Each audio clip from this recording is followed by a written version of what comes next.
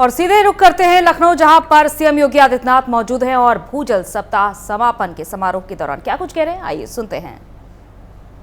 400, 500, 700 वर्ष पहले एक एक बूंद वर्षा की कैसे संरक्षित की जा सकती है, उसका मॉडल उन्होंने वहां पर करके दिखाया है। और इसलिए मुझे लगता है कि उत्तर प्रदेश के अंदर जब कुछ डरावनी रिपोर्ट आई थी, और खासतौर पर जहां पर जब हम लोग प्रत्येक भारतवासी प्रातःकाल उठने के साथ ही अपनी 7 पवित्र नदियों का स्मरण करते हैं,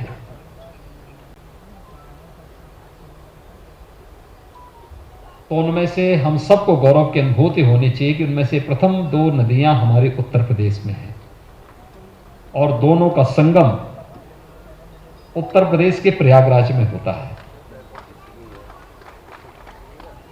नमामि गंगे परियोजना के माध्यम से आदरणीय प्रधानमंत्री जी ने गंगा नदी और उसकी सहायक नदियों की निर्मलता के लिए जो अभियान प्रारंभ किया, आज उसके सार्थक परिणाम सामने आए हैं। जो चुनौतियां हमारे सामने हैं और उन चुनौतियों के कारण ही आज जो स्थिति है, उसमें से एक समय ऐसा भी आया था जब प्रदेश के अंदर 287 विकास खंड में प्रतिवर्ष 20 सेंटीमीटर से अधिक की गिरावट देखने को मिली थी और 77 ऐसे विकास खंड थे जिसमें 1 मीटर तक प्रतिवर्ष भूजल स्तर में गिरावट देखने को मिली थी। आप अनुमान कर सकते हैं कि हम कहां जा रहे हैं। सन 2000 में 745 विकासखंड ऐसे थे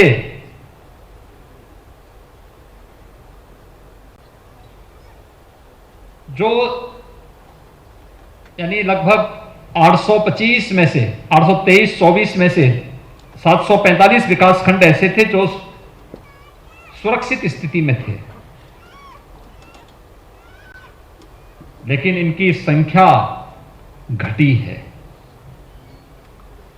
यह सच है कि पिछले 4-5 वर्षों के दौरान हम लोगों ने जो कुछ प्रयास किया है, तो क्रिटिकल से हम उसको सेमी क्रिटिकल तक तो पहुंचाए हैं।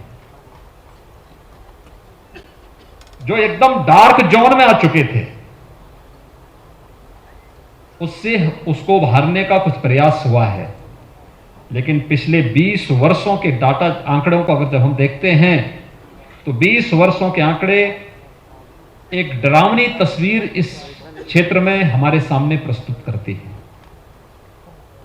और इसलिए जल संरक्षण की इस आवश्यकता को ध्यान में रख करके ही जब आदरणीय प्रधानमंत्री जी ने 2019 में पूर्व प्रधानमंत्री स्वर्गीय अटल बिहारी वाजपेयी जी के जन्मदिन के अवसर पर अटल भूजल योजना का शुभारंभ किया था, तो प्रदेश के जिस 10 जनपदों को इसके लिए चयन किया गया था, उन 10 जनपदों के साथ ही प्रदेश के अंदर सभी 75 जनपदों में और सभी 826 विकास खंडों में हम इसे एक साथ लागू करेंगे, इस विश्वास के साथ यह भूजल योजना को लागू करने का जो कार्यक्रम बना था, आज उसके कुछ सार्थक परिणाम देखने को मिल रहे हैं। लेकिन हमें इसमें बहुत कुछ अभी करना है। मुझे 2 वर्ष पहले चित्रकूट में जाने का अवसर प्राप्त हुआ था। मैंने वहां पर भी एक मॉडल देखा था, जो कैसे हम वर्षा के जल के संचयन की बेहतर व्यवस्था कर सकते हैं। मैंने वाराणसी में भी देखा था, वाराणसी मॉडल के रूप में हम लोगों ने उसे लिया था कि अक्सर हम देखते हैं कि हैंडपंप हम लोग पानी निकालने के लिए उपयोग करते हैं। एक समय के बाद वो हैंडपंप निष्प्रयोज्य हो जाता है। उस हैंडपंप का उपयोग वर्षा जल के संचयन की दृष्टि से कैसे हो सकता है, एक मॉडल वाराणसी में भी इसका एक बनाया था। अलग अलग क्षेत्र में अलग अलग प्रकार के मॉडल बनाए जा सकते हैं, हम सब भी उसमें सहभागी हो सकते हैं। मेरा यह मानना है जो फ्लोराइड और आर्सेनिक से प्रभावित जनपद हैं प्रदेश के अंदर, इनका कारण भी है भूगर्भीय जल का तितोहन। अगर एक समय के साथ हम जल संरक्षण की बेहतरीन तकनीक को अपना करके अपने स्तर पर इस प्रयास को आगे बढ़ाना प्रारंभ करेंगे, आप देखना खारा पानी की समस्या का समाधान हो जाएगा, आर्सेनिक और फ्लोराइड से जुड़ी हुई समस्या का समाधान हो जाएगा, और अगर शुद्ध पेयजल किसी व्यक्ति को पीने के लिए प्राप्त हो रहा है तो उसकी आधी से अधिक बीमारी भी समाप्त हो जाएगी। मैंने इन बातों को देखा है, बहुत नजदीक से मैंने महसूस किया है। मुझे पूर्वी उत्तर प्रदेश से 5 बार सांसद रहने का अवसर प्राप्त हुआ था, और मैं इस बात को देखता था वहां पे कि पूर्वी उत्तर प्रदेश के 7-8 जनपद ऐसे थे जहां पर हर वर्ष इंसेफ्लाइटिस से मौतें होती थी। जुलाई से लेकर के नवंबर तक 1,500 से लेकर 2,000 मौत बच्चों की होती थी, व्यापक पैमाने पर होती थी। कोई उपचार नहीं था, सरकार के कानों में जूं भी नहीं रेंगता था, हम लोग चिल्लाते रहते थे। ये सिलसिला 40 वर्षों तक चलता रहा। 21 वर्षों तक तो किसी सरकार ने इसका संज्ञान भी नहीं लिया। 1998 में जब पहली बार मैं सांसद बना था तो मैं मेडिकल कॉलेज के विजिट में गया था,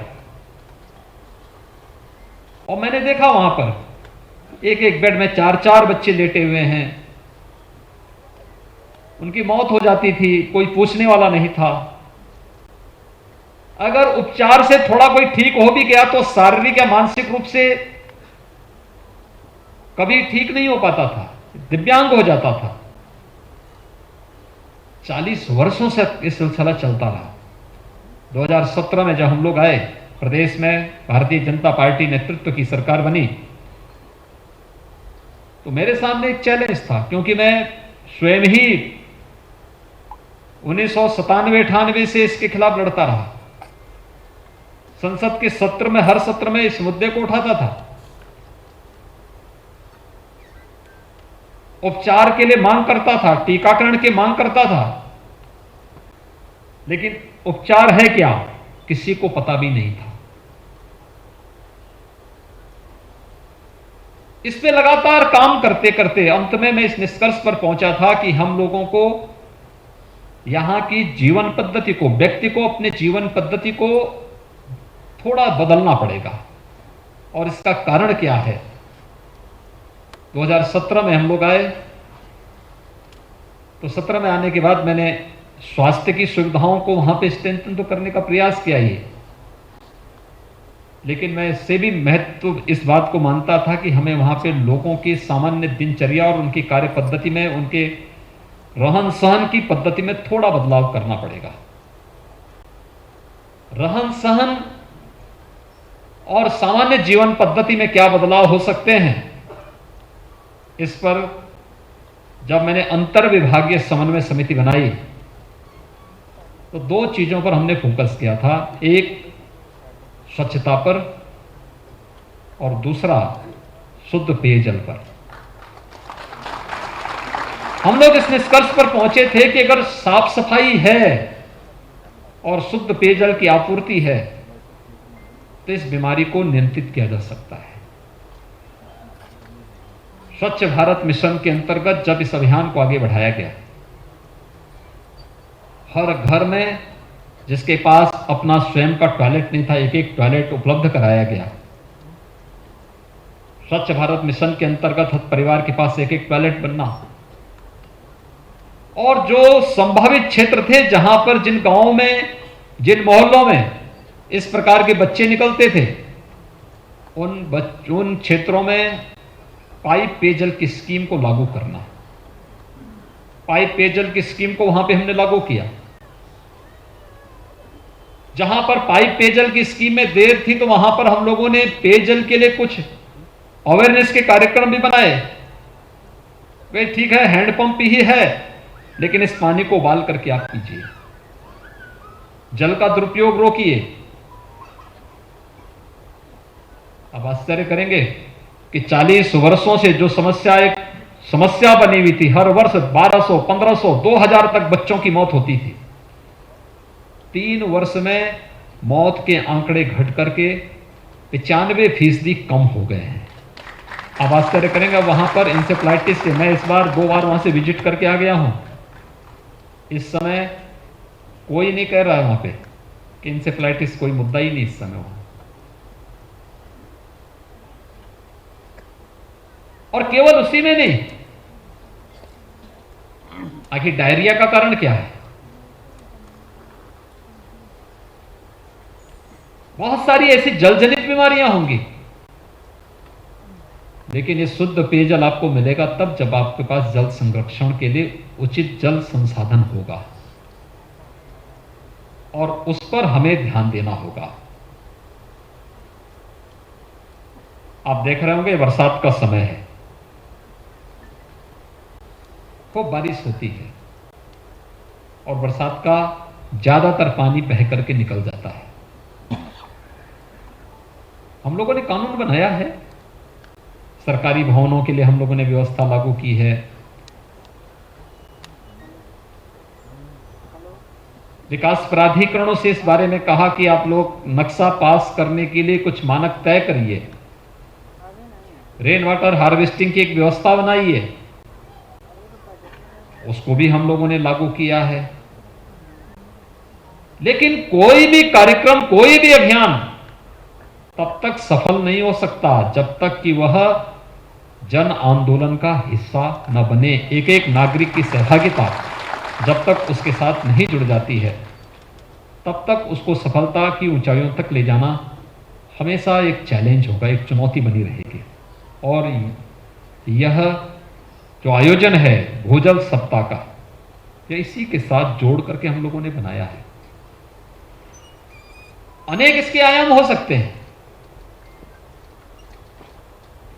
बहुत सारी जगह जो पुराने तालाब थे, उन तालाबों के संरक्षण की, उनकी फिर से खुदाई की, खेत तालाब की योजना बुंदेलखंड में, प्रदेश के अंदर अन्य जगहों पे लागू की गई। चेक डैम के माध्यम से भी बहते हुए पानी को, बहाव को रोक करके जल संरक्षण के कुछ नए उपाय अपनाने के प्रयास हुए हैं। रेन वाटर हार्वेस्टिंग के माध्यम से इन कार्यक्रमों को आगे बढ़ाने के कार्यक्रम हुए हैं। पुराने तालाब और कुओं को डिसिल्टिंग करके उनके संरक्षण के भी कार्यक्रम युद्ध स्तर पर चल रहे हैं, व्यक्तिगत स्तर पर भी, शासकीय स्तर पर भी, समाज के सहयोग से भी ये कार्यक्रम चल रहे हैं। अन्य तमाम प्रकार से इन कार्यक्रमों को आगे बढ़ाने का कार्य हो रहा है। साथ साथ सरकार के स्तर पर वृक्षारोपण का भी एक बृहद अभियान प्रारंभ किया गया। मुझे बताते हुए प्रसन्नता है कि हम लोगों ने 2017 से अब तक प्रदेश के अंदर जुलाई प्रथम सप्ताह में वृक्षारोपण महाअभियान के कार्यक्रम के तहत लगभग 100 करोड़ वृक्षों का अब तक प्रदेश के अंदर उन्हें लगवाने की कार्रवाई संपन्न की है। हर बार उसकी संख्या बढ़ती गई। कोरोना कालखंड में विगत वर्ष भी और इस वर्ष भी, विगत वर्ष लगभग 26 करोड़ वृक्षारोपण हुए हैं, और इस वर्ष कोरोना के बावजूद भी 30 करोड़ से अधिक वृक्षारोपण का कार्यक्रम सफलतापूर्वक प्रदेश के अंदर संपन्न हुआ है। अभी मैं जल पुरुष से बात कर रहा था, राजेंद्र सिंह जी ने इस क्षेत्र में बहुत अच्छा काम किया और उनकी चिंता भी है, क्या हम गंगा जी के तटवर्ती क्षेत्रों में कुछ कार्य कर पाएंगे। और जो कार्य हुए हैं आप याद करिए, जो गंगा के तटवर्ती क्षेत्रों में जो लोग निवास करते हैं, विगत वर्ष फरवरी माह में हमारी सरकार ने 2 यात्राएं निकाली थी। एक यात्रा बिजनौर से चली थी और एक यात्रा बलिया से चली थी। इन 2 यात्राओं के माध्यम से गंगा नदी की पवित्रता और निर्मलता को बनाए रखने के लिए आदरणीय प्रधानमंत्री जी के संकल्प के साथ जुड़ने के लिए हम लोगों ने इस कार्यक्रम को आगे बढ़ाया था। उसमें अनेक प्रकार के कार्यक्रम हम लोगों ने रखे। एक जागरूकता का रखा था, दूसरा गंगा जी के तटवर्ती क्षेत्रों में जितनी भी खेती बाड़ी होगी, क्या हम उस खेती को जैविक खेती के साथ जोड़ करके आगे बढ़ा सकते हैं। सरकार ने उसके लिए एक अलग से स्कीम बनाई। जो भी किसान अपने खेतों में खेत के मेड़ पर फलदार वृक्ष लगाना चाहेगा, हम वृक्ष फ्री में देंगे।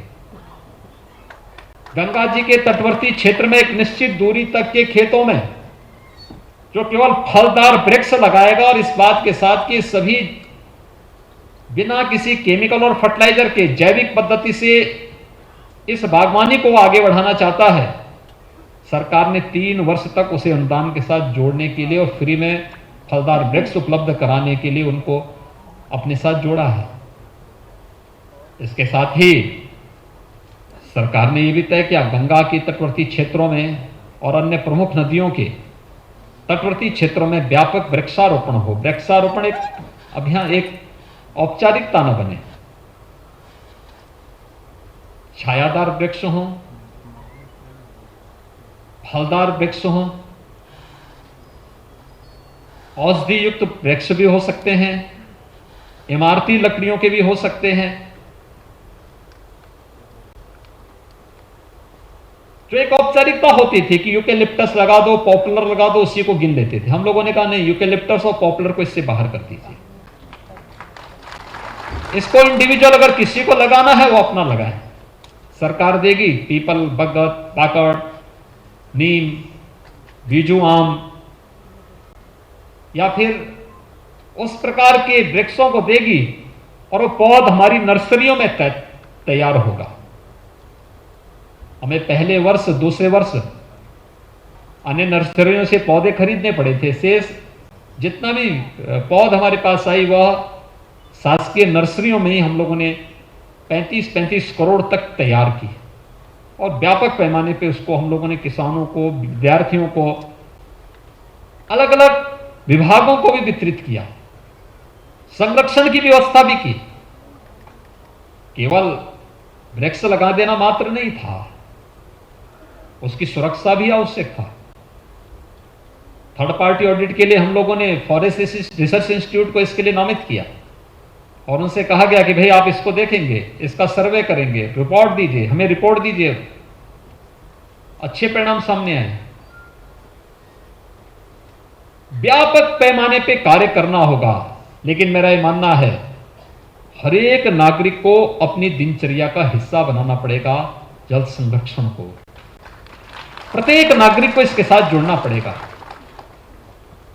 हमारे पास पर्याप्त मात्रा में जल आ रहा है, इसका मतलब यह नहीं कि हम उसको फालतू जाने दें।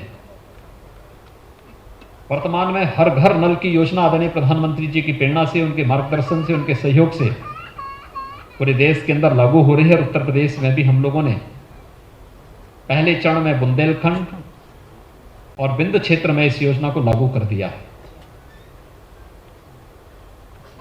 आर्सेनिक फ्लोराइड, इंसेफ्लाइटिस प्रभावित क्षेत्रों में यह योजना, या खारा पानी से प्रभावित क्षेत्रों में यह योजना हमारी लागू होने वाली है। प्रदेश के अधिकतर क्षेत्रों में हमारा प्रयास है कि इस वर्ष के अंत तक 50,000 राजस्व गांवों तक हम इस योजना को लेकर के जाएं।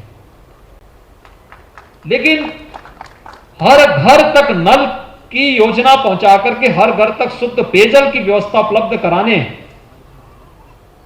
के साथ ही आपकी जिम्मेदारी और प्रत्येक नागरिक की जिम्मेदारी भी बनती है कि हमारे घर में नल का पानी आ गया तो इसका मतलब यह नहीं कि हम दिन भर नल का पानी खुला छोड़ के रखते हैं। मैं भी देख रहा था बहुत सारे मॉडल बने हुए हैं, और आपसे भी मैं आग्रह करूंगा आप जाकर के देखें घर के वेस्ट वाटर को फिर कैसे रीयूज किया जा सकता है। हमें उन पद्धतियों को अपनाना पड़ेगा। बरसात के जल के संरक्षण के लिए क्या क्या नई तकनीक आई है, उनमें से किसी एक को या उसमें और भी संशोधन करके किसी एक को आप आसानी से अपने यहां भी लागू कर सकते हैं। हर एक जगह संभावनाएं हैं, उन नए संभावनाओं को आप भी अपने तरीके से आगे बढ़ा सकते हैं। हर एक जगह की परिस्थिति, वहां की सामाजिक, वहां की आर्थिक परिस्थितियां अलग अलग होंगी, उसके अनुरूप आप भी इस कार्यक्रम को आगे बढ़ा सकते हैं।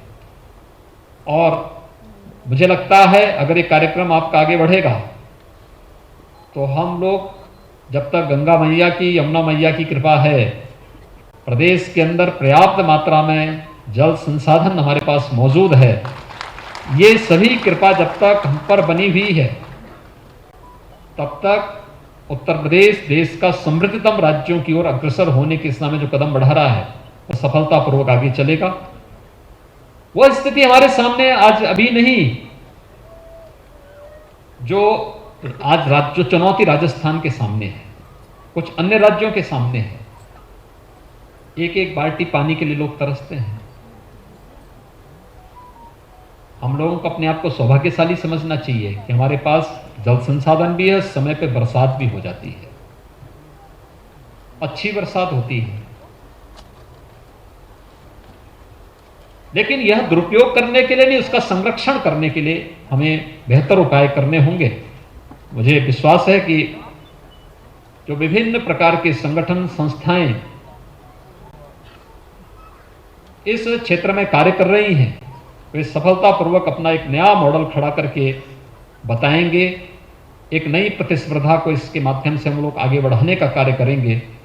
और विभाग ने अब तक की जो उपलब्धियां हासिल की हैं कोरोना कालखंड में भी, इन उपलब्धियों के बल पर हम पूरे प्रदेश के अंदर अटल भूजल योजना के इन कार्यक्रमों को सफलतापूर्वक प्रदेश के सभी 75 जनपदों में, 826 विकास खंडों में, 58,000 से अधिक ग्राम पंचायतों में और 1 लाख से अधिक हमारे जो राजस्व गांव हैं उन गांवों तक, और लगभग 14,000 के आसपास जो हमारे नगर निकाय के वार्ड हैं वहां तक पहुंचाने में सफल होंगे। आज के इस कार्यक्रम के अवसर पर मैं एक बार फिर से विभाग को और इस पूरे अभियान के साथ जुड़े हुए सभी महानुभावों का हृदय से अभिनंदन करते हुए हृदय से धन्यवाद देता हूं कि भूजल सप्ताह के माध्यम से प्रत्येक नागरिक को जल संरक्षण के लिए प्रेरित करने और आदरणीय प्रधानमंत्री जी की प्रेरणा से एक एक बूंद जल की कैसे हम संरक्षित कर सकते हैं, इस दिशा में कुछ नए प्रयास प्रारंभ करने के लिए प्रेरित किया गया है। आप सबके प्रति मेरी शुभकामनाएं। धन्यवाद। जय हिंद। तो प्रदेश में अब भूजल की स्थिति सुधर रही है, ऐसा कहना है सीएम योगी आदित्यनाथ का, और प्रदेश के हर जिले में जल पहुंचाया जाएगा। 2017 के बाद से प्रदेश की तस्वीर भी बदली है। दिमागी बुखार में जहां मौतें हो जाती थी, वेंटिलेटर उपलब्ध नहीं होते थे, लेकिन आज अस्पतालों की तस्वीर पूरी तरीके से बदल चुकी है। और ये भूजल सप्ताह का समापन कार्यक्रम था आज का, क्योंकि 16 जुलाई से इसकी शुरुआत हुई थी और 22 जुलाई यानी कि आज इसका समापन कार्यक्रम था। तो इस कार्यक्रम के जरिए लोगों को एक संदेश दिया गया है कि जल को कैसे संरक्षित रखना है और हमारे जीवन के लिए ये एक बड़ा समाधान है। इसी के साथ इस बुलेटिन में इतना ही। इजाजत दीजिए। नमस्कार।